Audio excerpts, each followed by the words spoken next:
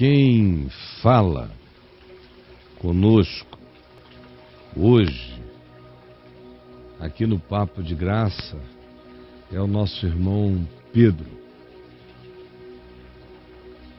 E ele diz assim: porque não vos demos a conhecer o poder e a vinda de nosso Senhor Jesus Cristo. Ou seja, por poder entenda a manifestação dele, a força da graça salvadora. E por vinda do nosso Senhor Jesus, entenda a esperança bendita de que nos céus está a nossa segurança. Não comunicamos isto a vocês seguindo fábulas engenhosamente criadas, inventadas, elucubradas. Não. Ao contrário, nós só contamos o que vimos, porque nós mesmos fomos testemunhas oculares da majestade de Cristo entre nós, pois estávamos com Ele quando Ele recebeu da parte de Deus honra e glória, quando da glória excelsa, eterna, indizível, lhe foi enviada, da dimensão não dimensionável, lhe foi enviada a seguinte voz: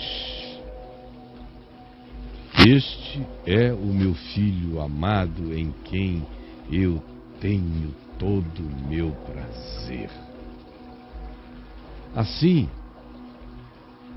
temos por confirmada a palavra dita no passado por Isaías, Jeremias, nos Salmos, em Moisés, em todos os profetas, que nos anunciavam essa visita de Deus entre os homens, que nos anunciavam essa encarnação de Deus não percebida, porque Ele seria humilhado e o mais rejeitado de entre os homens, mas para nós, que ouvimos a palavra vinda da boca de Deus e que o exaltava, dizendo: este é aquele em quem eu tenho todo o meu prazer, a Ele ouvi, a palavra dele acolhei.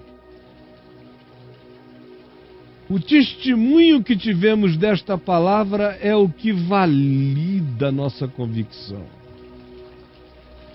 Ora, esta voz vinda do céu, do não dimensionável, eu, João, André, meu irmão, Tiago, irmão dele, Bartolomeu, Judas, Tomé, todos nós, que éramos 12 àquela altura, e com ele estávamos sempre. Nem todos nós a ouvimos, mas nós que com ele subimos ao monte, a saber, eu e os irmãos Tiago e João, ouvimos a voz e demos testemunho para todos, quando nós estávamos com ele no Monte Hermon, e ele se transfigurou diante de nós. O que nos impressionou não foi a luz, não foram as roupas, não foi nada, foi a palavra. Não foi a cenografia, foi a palavra vinda do céu. A palavra foi que nos marcou. Não foi a expressão cenográfica da Shekinah, da glória, não. Foi a palavra vinda do céu ao nosso coração, foi o que nos impressionou. Para sempre. Temos assim confirmada a palavra profética. E vocês fazem bem em atender esta palavra, que brilha e que se apresenta como uma candeia iluminada em lugar tenebroso, que é a escuridade da experiência humana neste planeta, e nós somos visitados por essa luz, por esta palavra que mostra o caminho. Atendam-na, Acolham-na, porque é por ela que vocês vão conseguir caminhar até que o dia clareie e a estrela d'alva, a estrela da manhã eterna, a luz perene que ilumina a Nova Jerusalém e ilumina todo homem hoje, e iluminará toda criatura glorificada em Deus, venha e cresça dia a dia mais e mais em nossos corações. Sabendo uma coisa, no entanto, sabendo primeiramente isto, que nenhuma profecia provém de particular elucidação. Profetas que elaboram não são profetas. Nenhuma profecia. Isaías não queria dizer o que disse, nem Ezequiel, nem Amós, ninguém se ofereceu. Foram todos capturados por uma soberania esmagadora para falarem o que não queriam falar, porque se falassem haveriam de morrer, como todos eles foram imolados. Nenhuma profecia verdadeira procede de vontade de ficar famoso, porque a verdadeira profecia vai te banir, vai te exilar, não vai ser acolhida. Ninguém é profeta na sua própria terra, nem entre os seus, raramente na sua geração, raramente. Carregar profecia é carregar rejeição. Então saibam disto, nunca nenhuma profecia proveio de particular capricho, desejo, elucubração ou elucidação de alguém que a tenha compreendido por vias do desejo intelectual e acadêmico. Ela chega como uma imposição contra a vontade natural, porque a profecia desinstala a gente dos nossos confortos e nos coloca na vereda de frequentes perseguições e incompreensões. Por isto é que eu também digo a vocês, creiam na palavra, acolham a palavra, essa palavra que da nossa parte recebeu esse testemunho, de que é em Jesus que está a palavra, este é o Filho a quem o Pai ama, e ele conclui dizendo, a ele ouvi, a ele ouvi, a ele ouvi, e fazeis bem em atender ao Evangelho, porque assim como no passado nenhum profeta profetizou de particular desejo, capricho ou elucidação, nós também não estamos dizendo o que dizemos porque é gostoso. Nós estamos dizendo e vivendo com as consequências, mas cada um que ouvir faz bem em atender. Porque foi a palavra de Deus que ouvimos e é a palavra de Deus que vos compartilhamos, porque isso não nos veio por vontade humana.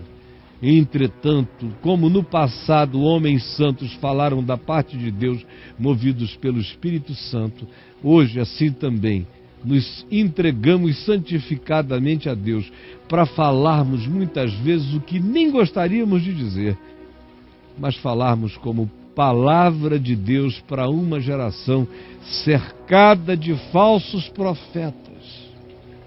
Porque assim como no meio do povo surgiram falsos profetas, assim também haverá e há hoje muitos falsos mestres, falsos ensinadores entre vós, os quais introduziram dissimuladamente, usando o nome Jesus e os códigos e os arquétipos cristãos, introduziram dissimuladamente heresias destruidoras, até ao ponto de renegarem a cruz, de renegarem o sangue, de renegarem o que está feito e consumado e realizado, de renegarem o fato de que o escrito de dívida foi rasgado, de renegarem a realidade acabada e finalizada por Jesus, pois saibam, sobre eles mesmos virá repentina destruição. Repentina destruição, porque eles têm sido corruptores de muitos que seguem as suas práticas libertinas, perversas. Sim, é por causa deles é por causa deles, dos que assim vivem. E entre nós vocês sabem quem são eles. Pedro diz, é por causa deles que o caminho da verdade é infamado todo dia. É por causa deles que o Evangelho de Jesus é desconsiderado todo dia. Porque eles vivem movidos de avareza. O negócio deles é grana, é dinheiro, é prosperidade material. E eles não têm nenhum escrúpulo em fazer comércio de vós. Vocês são objeto político, objeto econômico, vocês são mercado para eles, só isso. Eles fazem comércio de vós com palavras fictícias, ditas em nome de Jesus, teologias das ficções macabras e das promessas mentirosas. Para eles, o juízo lavrado, escrito a long time ago, não tarda. E a sua destruição não está dormindo, está acordada e manifestar-se-á de súbito. E não fiquem pensando que estou dizendo palavras duras, porque eu tenho atrás de mim uma nuvem de testemunhas para corroborarem o que eu digo. Porque, ora, se Deus não poupou a anjos quando pecaram, como se diz em Gênesis no capítulo 6, quando possuíram as filhas dos homens e com elas geraram nefilins e alteraram a humanidade. Ora, se Deus não poupou a esses anjos quando pecaram, antes precipitou-os no Tártaros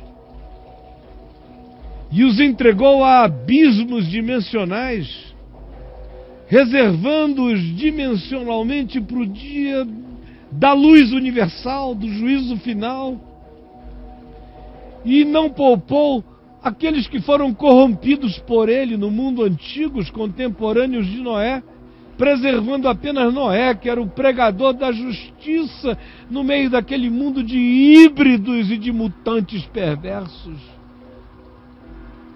Ora, se Deus não poupou aquele mundo, apenas Noé e alguns, quando fez vir o dilúvio sobre a impiedade instituída, e se Deus também, não poupando nem a anjos e nem ao mundo antigo, nos dá como exemplo o fato de que não poupou a Sodoma e a Gomorra, transformando-as em cinzas e exemplos para nós, livrando apenas a Ló, cujo coração se afligia ao contemplar a atitude libertina, perversa, desumana dos que com ele viviam como seus contemporâneos.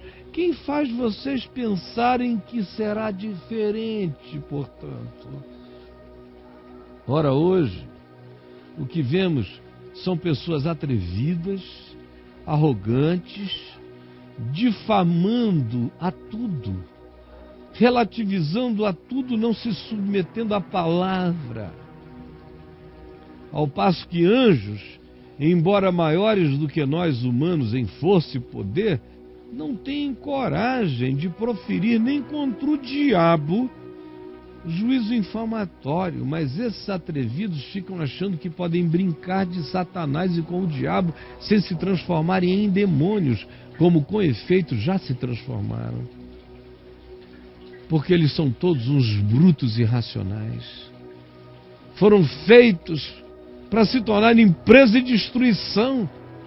São os ignorantes, idiotados que falam mal daquilo que não conhecem, chamando sobre eles mesmos destruição e juízo, recebendo hoje e recebendo no futuro a injustiça como pagamento da injustiça que eles praticam todo dia e da mentira que eles vivem, porque eles consideram o prazer como prazer, a sua luxúria carnal em pleno dia. Vocês não enxergam que eles são como nódoas, são como deformidades, enquanto eles se regalam contando mistificações e visões falsas, banqueteando-se com vocês e mentindo, e vocês não notam que eles são nódoas e são aleijões públicos contra a verdade? Vocês não percebem que os olhos deles são cheios de adultério, insaciáveis no pecado, na ganância, enganando almas inconstantes, tolas, manobráveis, burras, tendo o coração sempre exercitado na avareza, porque eles são os reis da avareza. Eles dizem que a coisa mais importante do mundo é dinheiro. Quem diz que o mais importante do mundo é dinheiro é avarento, não é generoso. Por isso eles se tornam filhos malditos, abandonando o reto caminho do Evangelho. Eles se extraviaram pelo caminho da ganância, como Balaão, que amou o prêmio do dinheiro, da fama, da injustiça contra a verdade, e acabou recebendo como castigo da sua idiotice o fato de que um animal de carga veio ali falar com voz humana, trazendo à luz a insensatez de um profeta, que se torna muito mais jumento do que jumentos na vida. Ora, vocês não enxergam isso? Como esses tais são como fontes sem água. Busquem beber água da vida neles e vejam o que vocês encontram. Vão com o coração angustiado e vejam o que lhes será servido. Eles não são nada, são névoas impelidas por temporais, são nuvens vazias. Para eles está reservada a negridão das trevas, porquanto proferindo palavras vaidosas, jactanciosas, arrogantes, soberbas, triunfalistas, eles engodam, eles enganam, provocando paixões carnais, induzindo o desejo, a busca das pessoas àquilo que não é espiritual, que é carnal, variando de libertinagens ao amor ao dinheiro, que é a raiz de todos os males. E eles ainda atrapalham aqueles que estavam prestes a fugir do engano e do erro, apresentando a eles um falso evangelho, de modo a contê-los no engano do qual estavam prestes a livrarem-se. Como eles fazem isso? Ora, eles fazem isso prometendo-lhes liberdade, poder, prosperidade, ganhos, soberanias na terra, quando eles mesmos são miseráveis, pobres, cegos e nus, são escravos da corrupção, escravos da ganância, da libertinagem, da vaidade, da arrogância. Pois aquele que é vencido, que vive para certa coisa, é escravo desse em razão do que ele vive, que sobre a sua vida é o vencedor. Portanto, se depois de terem escapado um dia das contaminações do mundo mediante a informação, o conhecimento, a pregação do Evangelho do Senhor Jesus Cristo, se eles se deixam enganar, enredar ou auto-enganar, ou tomados de ganância se deixam vencer e conduzir, eu lhes garanto que o segundo estado deles vai ser pior do que o primeiro. Os demônios dessa última hora no coração deles são piores do que os demônios do tempo em que eles nem sabiam que demônios existiam. Portanto, melhor lhes fora nunca tivessem conhecido o Evangelho, do que após conhecê-lo, voltarem-se para trás, para toda essa espiritualidade de Balaão, de Caim, de Coré, da ganância, do ódio, da raiva, da cobiça, apartando-se do santo mandamento: amai-vos uns aos outros como eu vos amei. Com esses aconteceu o que diz um certo adágio popular verdadeiro: o cão voltou ao seu próprio vômito e a porca lavada voltou a revolver-se no lamaçal. Jesus, eis aqui o Evangelho pregado, com o segundo brado de Pedro, num ambiente igual ao nosso, ou, tu sabes, provavelmente o nosso seja muito pior do que o deles então. Mas a palavra é a mesma, a profecia é a mesma. O convite a que voltemos-nos para a tua palavra e não para as fantasias, para as mistificações, nem para os mistificadores, sedutores, iludidores de almas enganáveis. Por favor, permite que esse brado profético tenha entrado no coração do enganado e no coração do enganador, no coração do povo e no coração dos balaões dessa geração, dos que amam o prêmio da injustiça, dos que correm atrás do salário da ganância, daqueles que mistificam o Evangelho contra a verdade para enganarem os impressionáveis. Permite que haja chance de salvação para esses, porque filhos do Tártaros já são.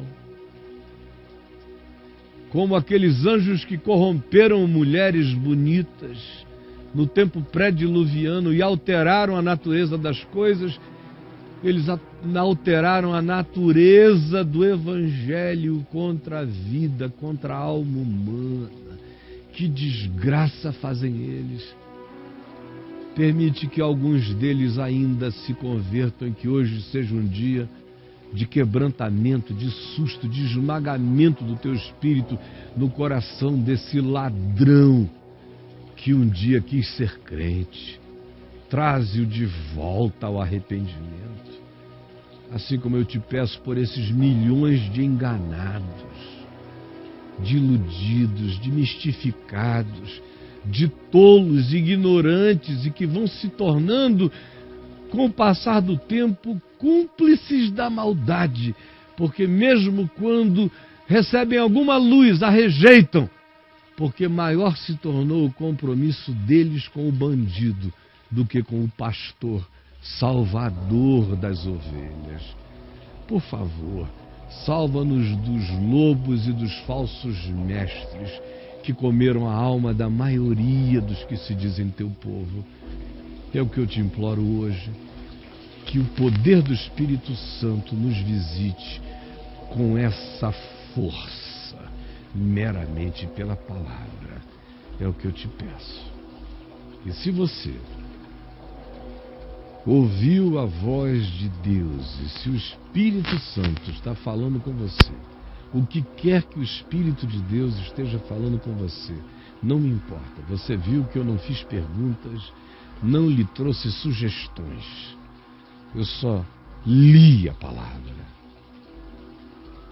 Deixei meu amigo irmão Pedro falar-nos com liberdade nesta manhã. E em nome de Jesus, o que eu espero com certeza é que o Espírito Santo esteja compungindo-nos o coração, a ponto de perguntarmos: e agora o que faremos, irmãos? E agora? O que quer que o Espírito de Deus tenha trazido à luz, tenha convencido você de erro, engano, ilusão, auto-engano, idiotice, burrice, perversidade, ganância, vaidades, ódios. Tenha convencido você de que você luta pelo prêmio da injustiça, luta pelo laurel do capricho, luta pela coroa da vaidade do nada na sua cabeça. Porque o mundo passa, esse mundo que jaz no maligno, no engano, na ilusão, na miragem, ele passa.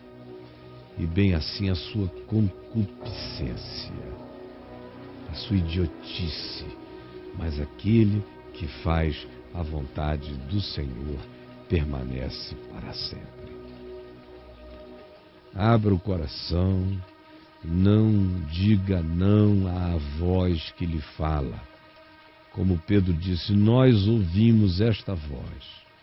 Este é o meu filho amado em quem eu tenho todo o meu prazer. A ele ouvi. A ele ouvi. E você hoje ouviu a mesma voz. Não em pé sobre o Monte Hermon, mas falando direto, não ao pé do seu ouvido, mas retumbando, com ecos impossíveis de não serem perturbadores, desde o fundo do seu ser.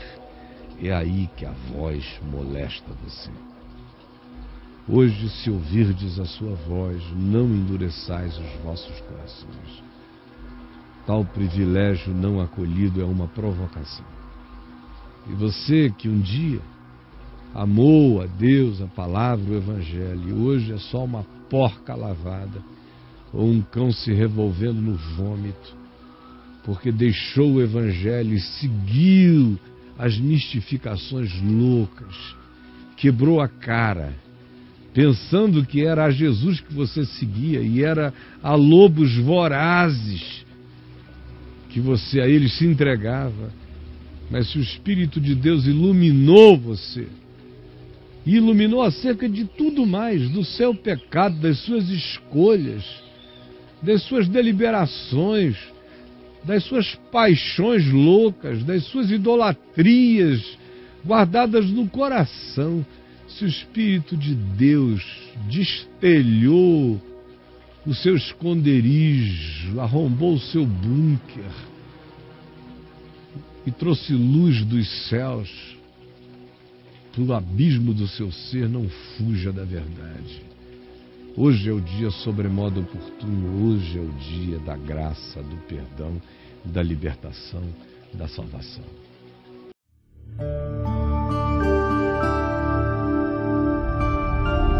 Vem me ver TV, o canal é você.